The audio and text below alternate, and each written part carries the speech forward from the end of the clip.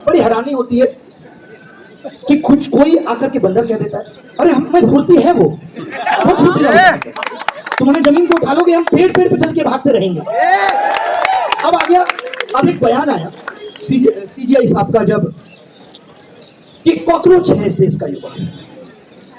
Cockroach तो गंदगी में ही होता है और तुमने उस सिस्टम को इतना गंदा बना दिया तो कॉकरोच तो आना ही। आज एक समस्या नहीं, आपके साथ गलत हो जाएगा। कितने सारे बच्चे ऐसे हैं, मैं दिन भर के 1000 मेल पढ़ता हूँ और ये काम मैंने 5 साल पहले ही छोड़ दिया था। बहुत सारे लोग मेरे बारे में भी ट्विटर पे लिखते हैं, अगर ये आवाज उन तक पहुंचे, वो कहते हैं इसका भी कोचिंग जल्दी बंद होगा। मैंने 6 साल पहले खुद बंद कर दिया था। ऐसे कमेंट आते, लोग ऐसे डराते, बोले तुमको ये सरकार छोड़ेगी। क्यों नहीं छोड़ेगी भाई, पहले पकड़ो तो सही। क्यों पढ़ा, मैं आपको पढ़ा के, यानी जो काम सरकार कर रही है वही मैं करूं कि आपके साथ गलत होता रहे, बस मुझे पढ़ाने से मतलब है, मैं अपना काम करूं। कौन कर रहा है अपना काम? वित्त मंत्री कर रही है अपना काम, तभी महिला यहां तक पहुंच गई। शिक्षा मंत्री कर रहे हैं अपना काम।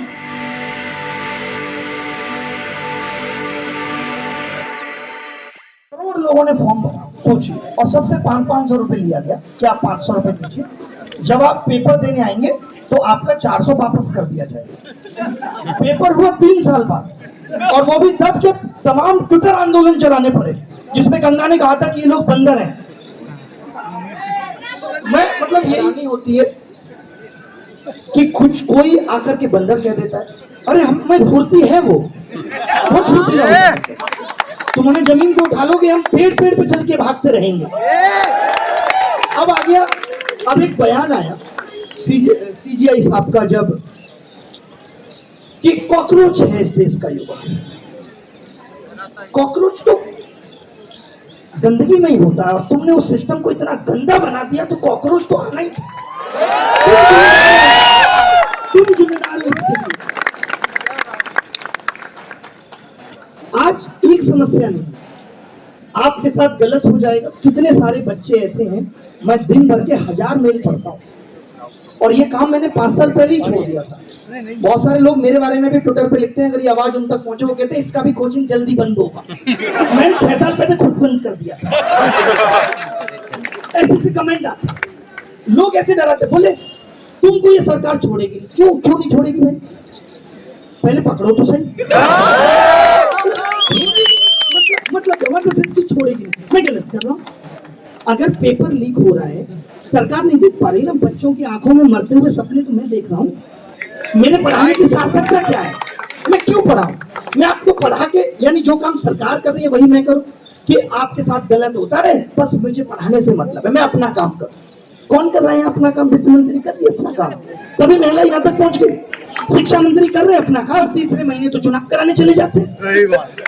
शिक्षा उनके ट्विटर से लेकर के जिंदगी में कहीं कोने में पड़ी। वो तो अब इतना प्रेशर बनाए तो 1-2 इंटरव्यू देने लगे हैं, उसके लिए भी उनको अच्छा स्क्रिप्ट राइटर रखना चाहिए। उलूल जुलूल बातें करते हैं कि दहशतगर्दों की पीठी, दहशतगर्दों की पीठी। मैं ये मान रहा हूं, मुझे इससे खुशी हुई कि कम से कम उनके अंदर दहशत तो आई, लेकिन दहशत आई तो सही, बोलने पे मजबूर तो हुए। ये जो इस्तीफे वाली बात है, बहुत लोग कहते हैं कि यार इस्तीफा क्यों? अरे हम ये चाहते हैं कि इस चीज का शुभारंभ हो। क्या लगता है कि अभी हम धर्मेंद्र प्रधान का इस्तीफा मांग रहे हैं? एक बार 2 तो सही, फिर हमारी लिस्ट बहुत लंबी है, बहुत लोगों से मांगेंगे।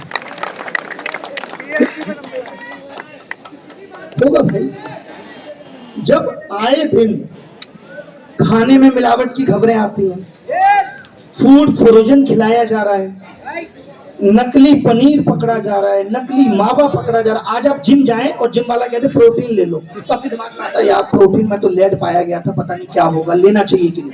हर मोड़ पे हम लोग डर में जी रहे हैं, हर मोड़ पे। तब जाके पता चलता है कि फसाई कौन देखता है? नड्डा साहब देखते हैं, जिन्होंने प्रधानमंत्री के चेहरे के अलावा कुछ देखा ही नहीं। मैं उनको इतना ही जानता था कि प्रधानमंत्री जी कहीं जाते हैं तो मैंने कहा कोई प्रोटोकॉल होता होगा, एक आदमी आता होगा जो उनको अप्रिशिएट करेगा, माला पहनाएगा। मेरे को इतना ही पता था, मुझे नहीं पता था। सोचिए, मैं थोड़ा बहुत फिर भी पढ़ता हूँ, तब मुझे पता चला ये आदमी हेल्थ मिनिस्टर भी, जिसने सिर्फ प्रधानमंत्री जी की हेल्थ का ध्यान रखा है, बस एक। वो दिन पे दिन यंग हो रहे हैं, वो दिन पे दिन यंग हो रहे हैं और आपके जैसे लोग सूखते जा रहे हैं। क्या हुआ? विपक्ष की लाचारी को भी समझिए। क्योंकि जो ये कर रहे हैं उसका कुछ परसेंट वो भी पहले करके बैठे, तभी तो हालात यहाँ तक पहुंचे। अब वो बेचारा आवाज उठाने में असमर्थ है, उसको पता है आवाज उठाएंगे तो आवाज के साथ ये भी दबा दिए जाएंगे, अब वो नहीं उठाएगा आवाज। अब बात आती है बिजनेसमैन की। बिजनेसमैन इसलिए नहीं उठाएगा क्योंकि ना उसका जीएसटी ठीक से भरा गया है, ना इनकम टैक्स, वो नहीं उठाएगा।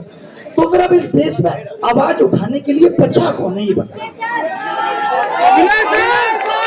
अगर करप्शन के नाम पे तुम देश को लूटते रहो, और हर जगह आज यहाँ पे हमारे तमाम पुलिस बंधु भी खड़े हैं, मैं इस बात पे उनकी तालियां चाहता हूं, वो या फिर साफ बोल दे कि दिल्ली में थाने में एसएचओ की पोस्टिंग के लिए पैसा नहीं जाता।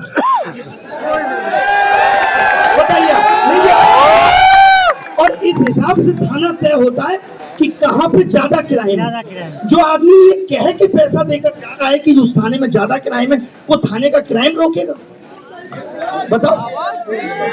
आप डिजिटल इंडिया की बात करते हो और आज आप ड्राइविंग लाइसेंस भी बनाने जाओ तो दलाली लगेगी, हर स्टेट पे दलाली है। आप करेक्टर सर्टिफिकेट बनवा के जाओ तो वो आदमी जिसका खुद का करेक्टर खराब है वो आपका करेक्टर सर्टिफिकेट बनाने के लिए। और आप बात कर रहे हैं डिजिटल इंडिया का दौर है सर। डिजिटल इंडिया क्या खाली यूपीआई से पेमेंट कर दिया 10 रुपए का, ये डिजिटल इंडिया थी? कि आपके सिस्टम जब बच्चा पेपर देने जाता है वो बाहर लीक हो जाता है, हैक हो जाता है, आपका सिस्टम इतना स्ट्रांग नहीं है, ये डिजिटल इंडिया थी? आप पेपर ठीक से नहीं करा पा रहे, ये डिजिटल इंडिया थी? ये हिस्सा नहीं था डिजिटल इंडिया का? और फिर आप कहते हैं आवाज क्यों उठती है? आप झूठ पे झूठ बोलते रहेंगे, इस देश का मीडिया उस झूठ को जस्टिफाई करता रहेगा और हम आंख बंद करके बैठे रहेंगे। क्यों? क्योंकि हम देश प्रेमी हैं, बोलेंगे डंके की चोट पे बोलेंगे। असली देशभक्ति तो यही है, सवाल पूछना सत्ता से असली देशभक्ति है। वो लोग जो आज सवाल नहीं पूछ रहे गद्दार है वो देश, जिनके अंदर सवाल। एक बात बताइए, बिल्कुल बॉलीवुड में धीरे धीरे आएंगे दोस्त, आराम से। देखिए सबने आपको लूट लिया है, क्रिकेटर ने भी लूट लिया, बॉलीवुड ने भी लूट लिया, बचा नहीं है दोस्त। बहुत बहुत बढ़िया बोलते हैं, आपको जल्दी माइक देंगे। एक चीज मैं और कहना चाह रहा था, आपने भुलवा दिया। अभी आपको पता है मोदी जी यूरोप गए थे, मैं कुछ एग्जांपल इसलिए ले रहा हूं, मैं मंशा दिखाना चाहता हूं सरकार। वहां उन्होंने बोला है कि एक्सपोर्ट में पिछले 12 साल में भारत ने 35 गुना वृद्धि की है। मैंने जब ये फैक्ट चेक किया, आप चाहें तो खुद भी कर सकते हैं परप्लेक्सिटी पे डाल के, 2 गुना है, 2 गुना, 2 को 35। और सोचिए मीडिया इस चीज को बड़े बड़े अक्षरों में चला रहा है और छोटा सा नीचे लिखा है प्रधानमंत्री नरेंद्र मोदी। मीडिया को पता है ये झूठ है, लेकिन वो देखेगा। छोटा छोटा किसको देखेगा? जैसे नहीं देखते आप, टर्म एंड कंडीशन छोटी छोटी होती है हर जगह, हर जगह टर्म एंड कंडीशन छोटी छोटी होती है। आज यार हम लोग किस किस के लिए लड़े? आज आप हेल्थ इंश्योरेंस कराएंगे, आपके पीछे चाचा पीछे पड़ जाएंगे, हेल्थ इंश्योरेंस ले ले, क्योंकि उनका कमीशन फिक्स है। उसके बाद अगर आपने हेल्थ इंश्योरेंस ले लिया और आप हॉस्पिटल में चले गए, किसी तरीके से आप भर्ती हो गए, तो आप भर्ती होते रह जाएंगे और अप्रूवल नहीं आएगा। और अप्रूवल आ गया और कह दिया कि आप पे करके चले जाइए, रिम्बर्स हो जाएगा, तो रिम्बर्स नहीं मिलेगी। हेल्थ इंश्योरेंस वाले बाद में बोलेंगे ये बीमारी कवर नहीं थी। यार आप हमें हर स्टेज पे लूट रहे हो, कौन देखेगा ये सब? क्या करने के लिए हमने हेल्थ मिनिस्टर बनाया है? घोटाले करने के लिए। बताइए।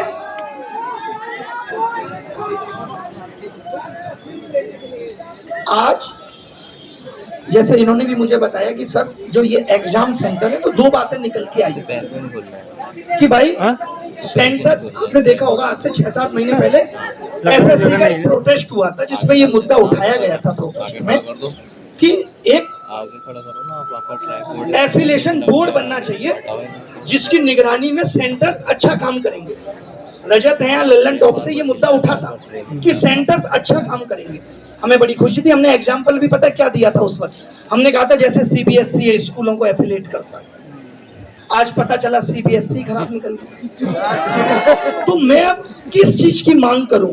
पहले मैं बोर्ड की मांग करूं या ये कहूं कि इनकी मंशा का कौन सा दवाई है, इनका इंटेंट ही खराब है। अब कुछ भी बना लीजिए।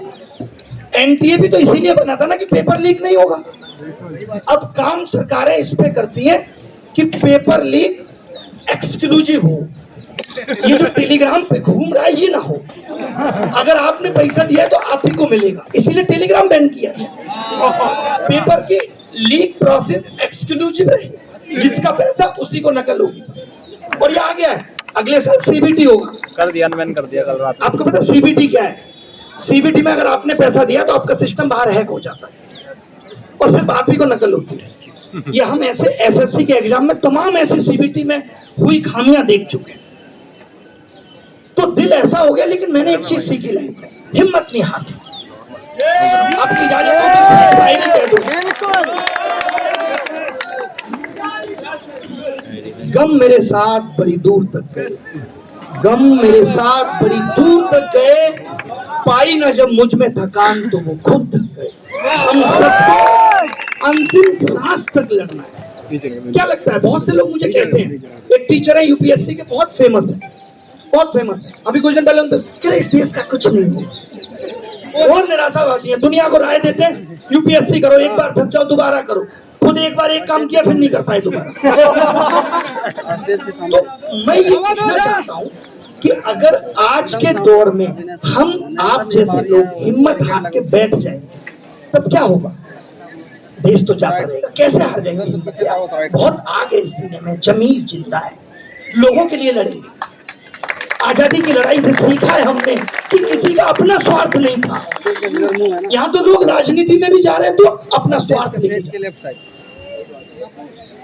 कब मर्जी विचारधारा बदल जाएगी पता ही नहीं। ऐसे लोग देश को आगे लेके जाएंगे। कल को कहते हैं खराब था और फिर उसको आकर के आप सीएम बना देते हो। क्या आप बताइए, किसी भी राज्य की जिम्मेदारी सही सीएम के हाथ में दी जा रही है? नहीं। फिर आप कहते हो देश सही हाथों में। जब देश का शिक्षा मंत्री ठीक ना हो, हेल्थ मंत्री ठीक ना हो, वित्त मंत्री ठीक ना हो,